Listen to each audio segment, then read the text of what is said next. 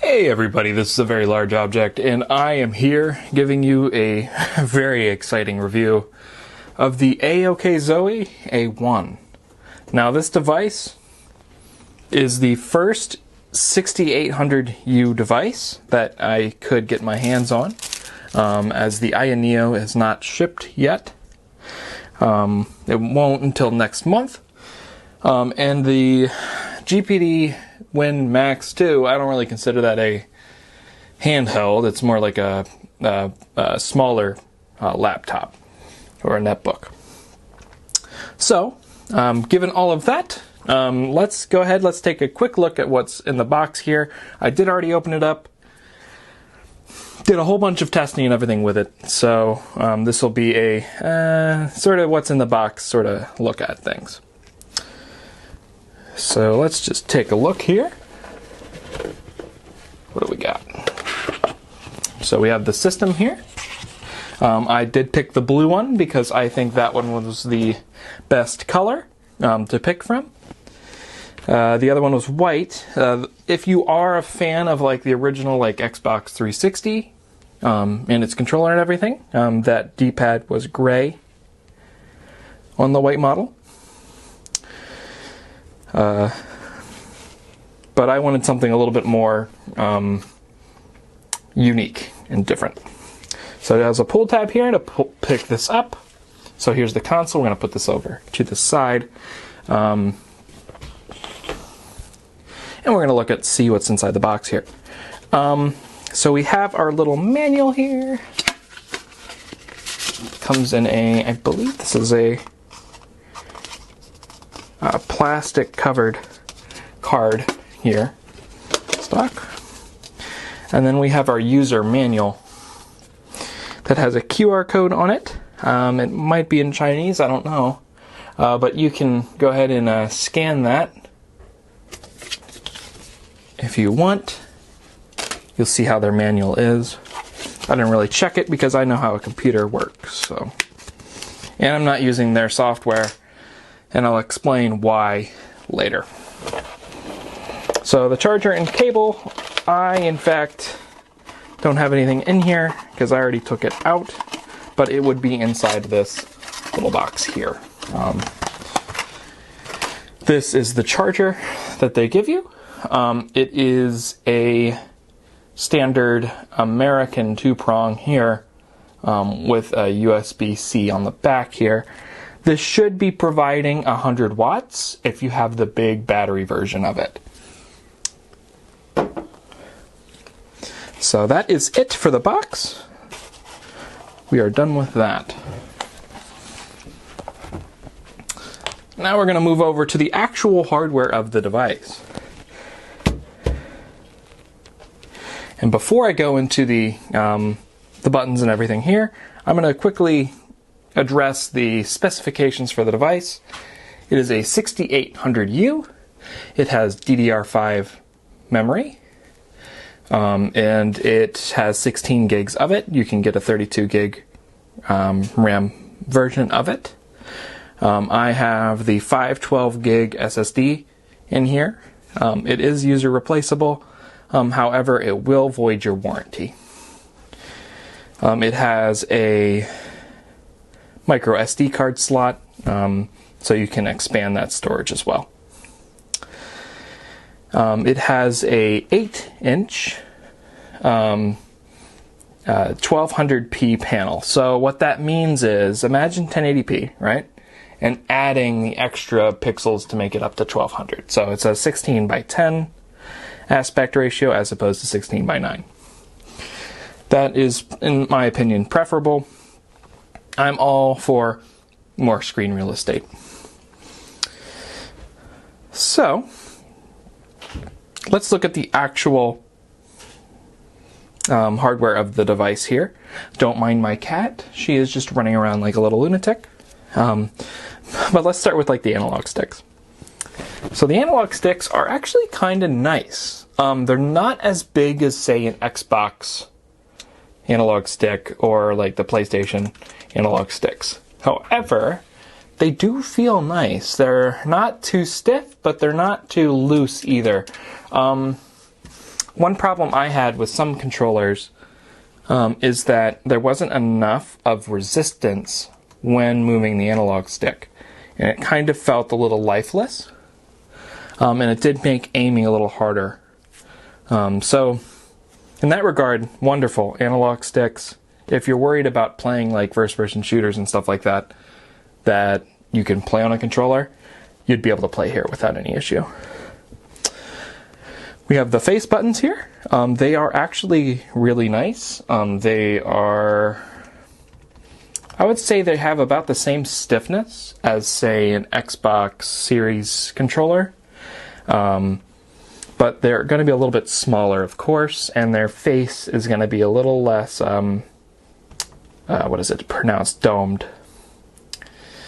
We have the two start and select buttons here. They're nice and clicky.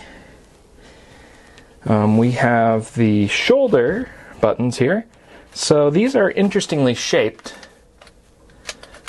but they're actually kind of nice. They are deep enough to not be kind of annoying to use.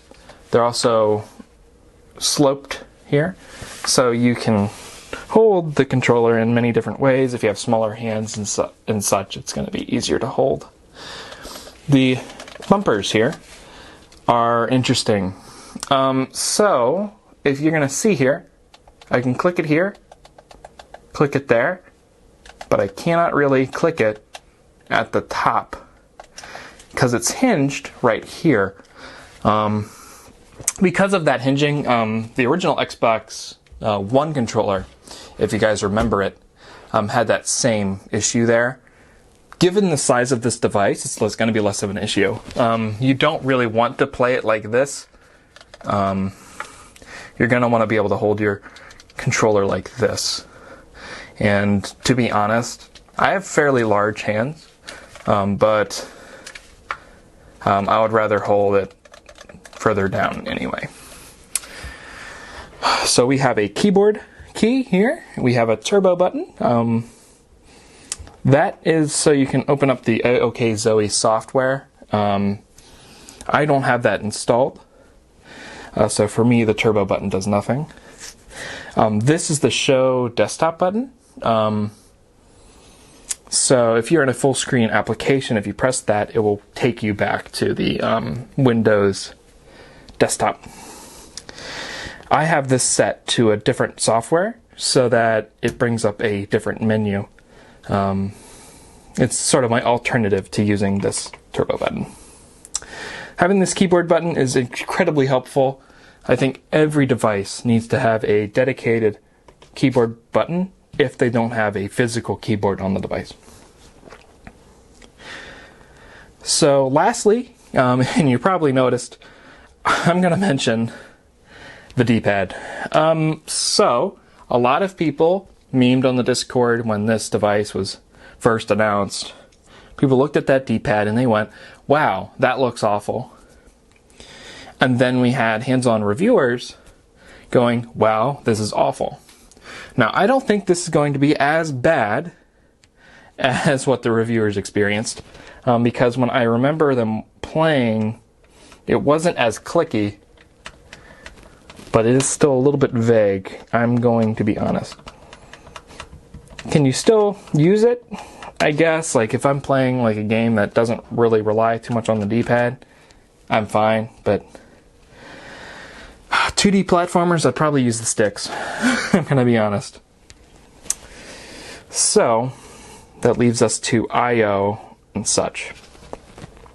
So on the bottom here, we have a USB 4.0 port. So that should be able to be used with a external GPU. We have a micro SD card slot as mentioned earlier. This one isn't super crazy fast, so really any mid-range card should fit there. If it worked on the Steam Deck, it would work here. The Steam Deck also has a pretty lackluster SD card reader, at least as far as I'm concerned. We have a kickstand, which if a device of this size, it's a must. If you don't have a kickstand on your handheld and it's of this size, figure it out. Just figure it out. We have a microphone down here at the bottom. At the top, we have a full-size USB port. So I think that's amazing to have on a device like this. Not everybody has all of their peripherals to be a USB-C. So say if you have a controller dongle that uses 2.4 gigahertz. And you want to use that, so when you have it like kickstanded out like that and you're playing, you want to be able to have a better connection there, and you can just throw the dongle into the USB port there and it doesn't block your ability to charge.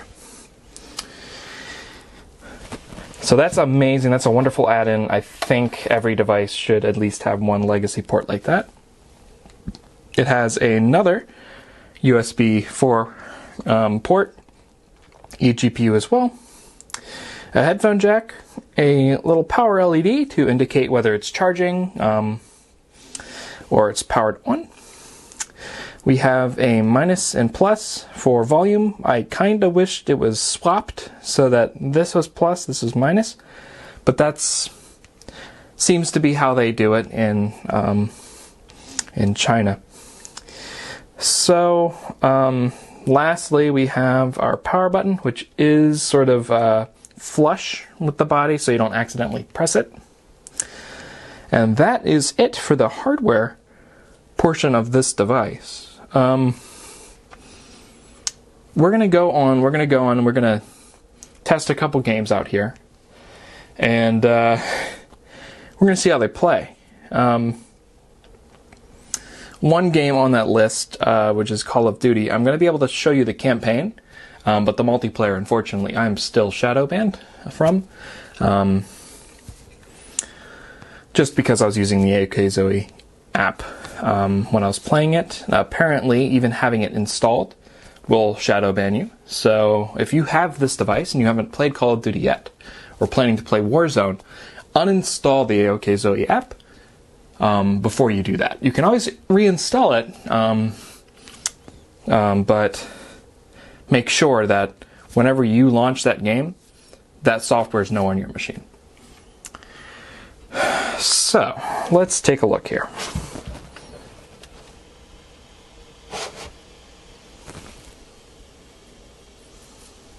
So we do have our RGB lights here. I have them set to green. And I'm going to go ahead and turn this down a little bit. Okay.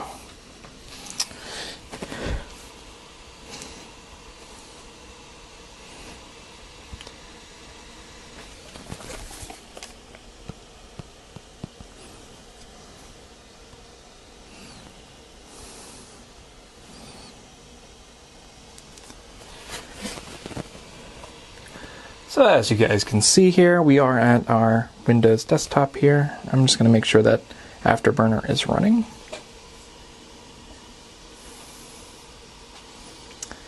And it is. Okay. So let's take a look and see what we have currently on our system here. So I do have Handheld Companion running. That is going to be my alternative for using the AOKZOE software, and it is what I recommend people to use. Alright, so let's look at Handheld Companion here. So, Handheld Companion has a few options that you can use. So, the way I currently have it configured is that I have the keyboard toggled here, as it would if you had the AOKZOE software installed. And I have this button over here, which is usually to show the desktop, to show our quick menu. Now it may not look like much, but here's our brightness slider here. That works. And our volume slider as well. Works as well. So the really cool thing here is our wattage control. And you can also change your power mode for a system-wide setting here. So say you're just watching YouTube videos on your AOKZOE here, which I actually do tend to do now. Set that bar down to efficiency, maybe set it down to 8 watts or so up to the minimum max, and it will last quite a long time. Now, what I have it set to right now is performance, 15 watts at the minimum and 23 watts at the maximum. So it's going to go between those ranges there. If it doesn't need all the power, it's at 60 hertz or whatever display panel here. If it's at 60 FPS, it'll just use 15 watts or so. It won't need to use the full 23, which the processor should be able to recognize. But if not, you'll have that minimum set. So let's go ahead and start a few games here. So that's really all that there is to the software here. The RGB lights here, what I would do is I would set them in the AOKZOE software first, uninstall that software, and then throw Handheld Companion on instead. And you'll be able to keep whatever you set to the RGBs there.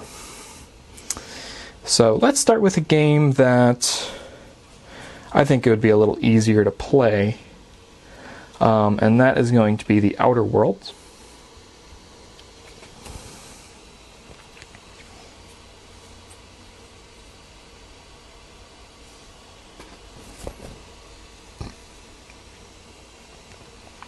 Let's see if it actually does open up Riva Tuner. If it doesn't, I will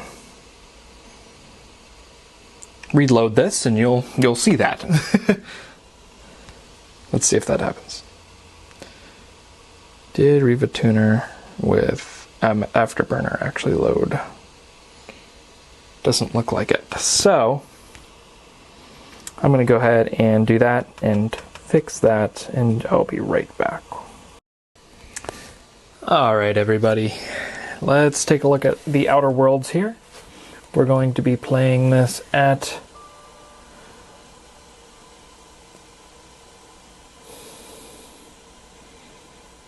so let's see, 15 watt to 23 watts. So we're going to close that. There we go.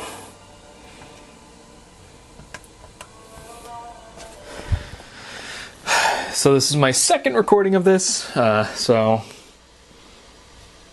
if you could bear in mind that. So here we are at 15 watts up to 23 watts. And currently it looks like we're looking at around 30 FPS or so, overlooking that. And the game looks pretty good here.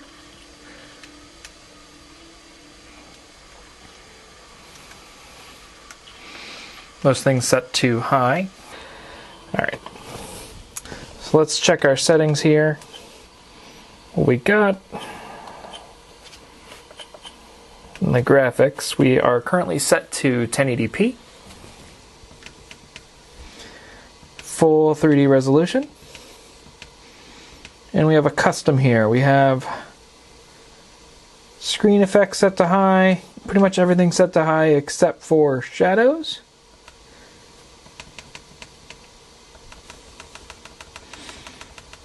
So all things considered, it's pretty much all set to high here. So we are going to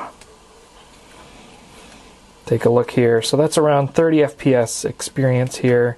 And this is one of the more intense portions of the game. So let's actually test to see how this runs at its full, I'd say full 28 watts here, but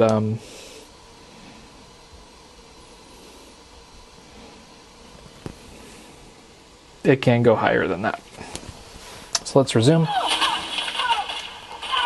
So now we just jumped ourselves a good amount of FPS here. And as you can probably hear, the speakers are pretty loud. definitely a good thing to have here.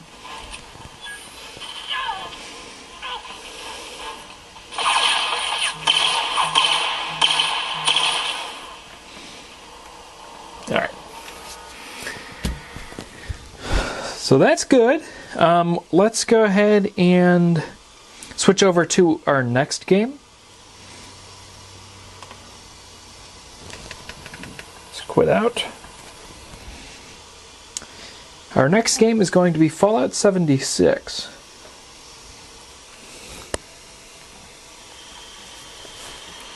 Another game that didn't show up when I actually recorded it. Let's see. Waiting for that. There we go. That is there now. So let's actually set the wattage here. 15 watts here. Up to 23.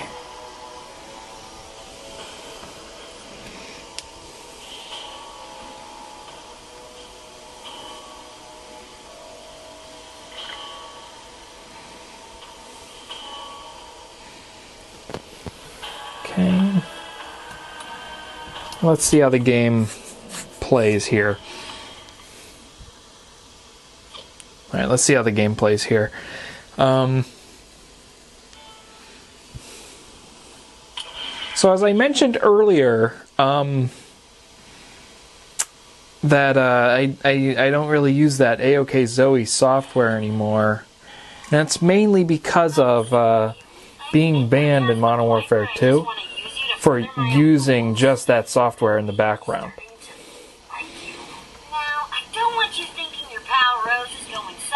So the game looks pretty good here. I wish this AI would stop talking. So I want to turn that down.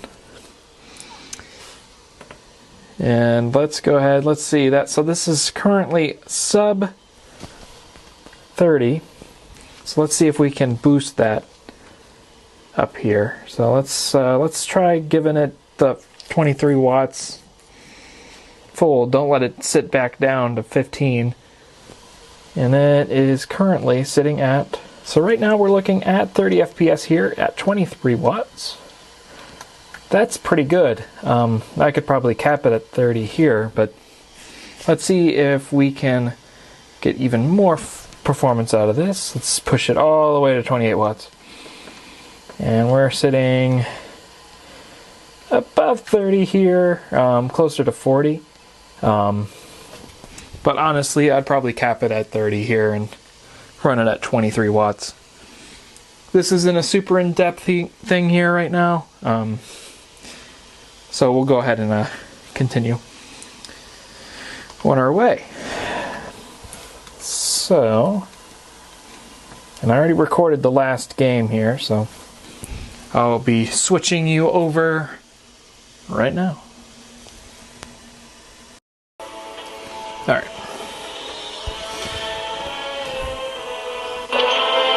Oh my, okay. Calm down, game. You don't have to be that loud, okay? Calm down. Alright. I know a lot of stuff that I can't actually use. So if I go to shoot house, watch this. So it's gonna jump from 46 to 121 to 200. So I'm banned. So I'm not showing you guys the performance on that because it wouldn't be fair. So I'm going to show you the campaign. Proceed. So it requires a restart so you can actually load the campaign up, which is fascinating, to say the least.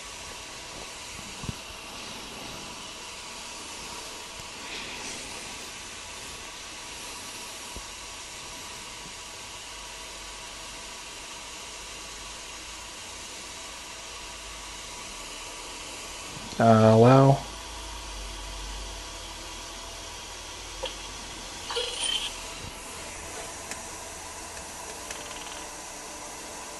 Really?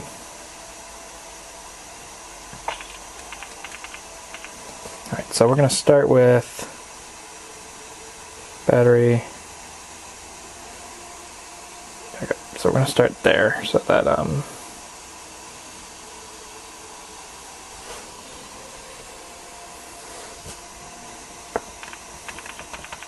we're going to play on regular difficulty here, and I'm going to show you what the campaign looks like on this device.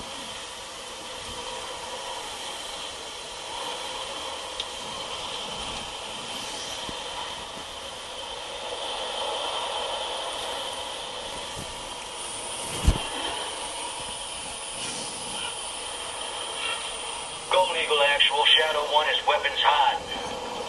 We're burning daylight here. Copy, Graves, stand by. Laswell, do we have confirmation?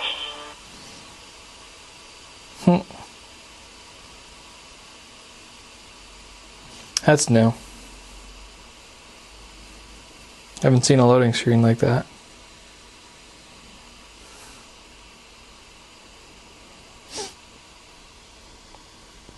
Fascinating.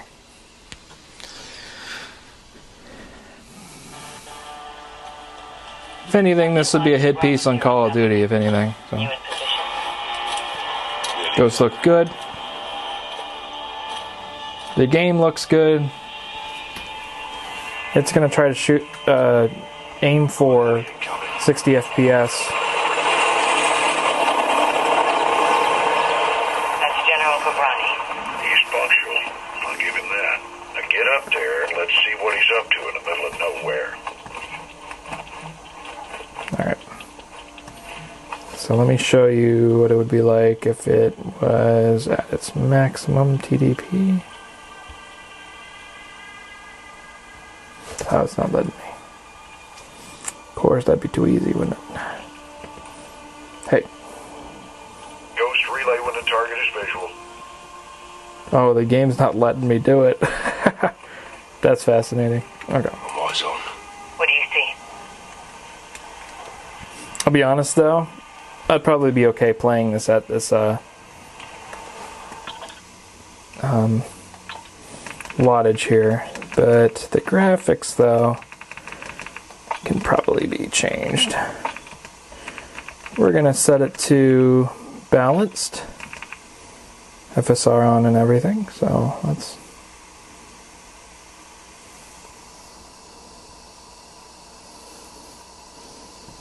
We'll go back and we're going to hit apply. So the game still looks good. That tree looks a little funny still, but... Armed personnel, armor and hardware, all Russian. What the hell are the Russians doing with Gorbrani? Supplying Iran. It's an arms deal. But as you can see, game's running pretty well. Two birds, one stone. We need positive so far. ID on Gorbrani before we kick this off, boys.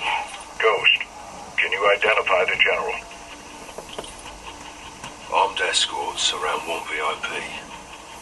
Russians are very happy to see him. It'll be the last time they do. Let's see this man turn around here.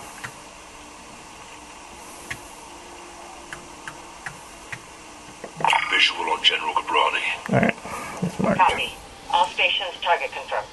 Shadow 1, you are cleared hot for launch. Roger that, Actual. Ghost, you are danger close to the zone. This arrow's gonna pack a punch. Copy approved. Send it. All stations, Shadow 1. Missile is ready for immediate delivery. Stand by for launch. Coordinates in. Target designated. 2, 1. Shot out! Missile in blue. This is where I control that missile. target acquired. We'll take some manual guidance to hold it. Missile bearing northeast 065 degrees at Mach 3. Altitude 500 meters.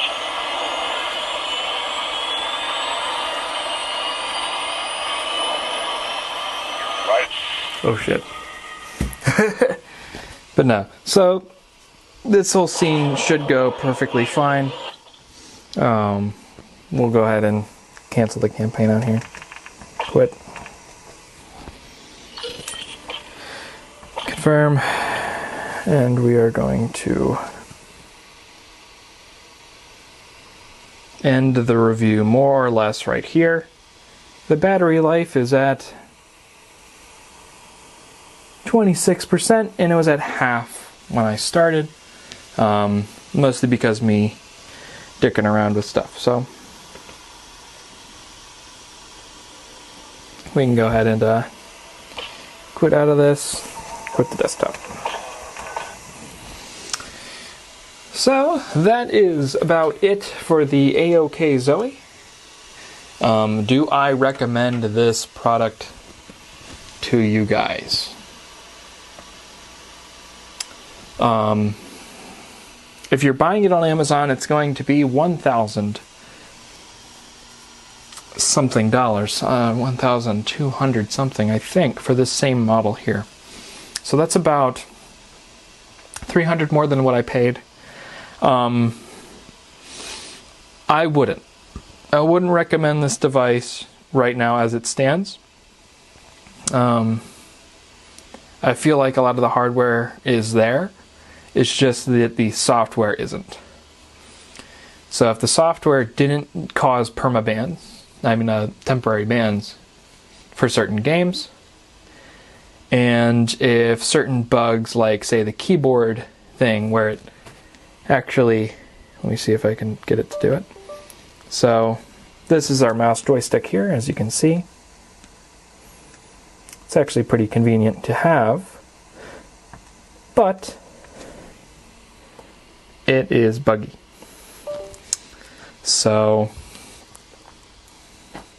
all things considered, I would say this is a hesitant buy if you are going to buy it. I would recommend getting the terabyte version of it. I have the 512 gig version, and I'm already running out of space, even with a 512 gig SD card.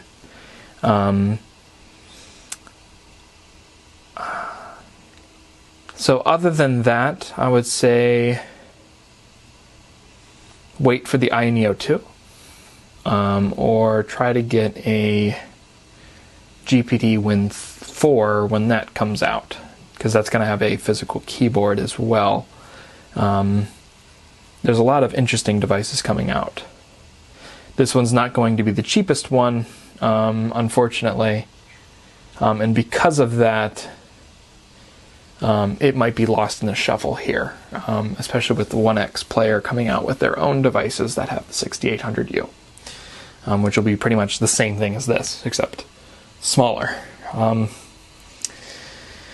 So if you like the video, go ahead and like it. If you dislike it, no one else will see it but you. You'll be part of some special club, and I can see the dislikes. So if you really want me to see one, you can go ahead and do that.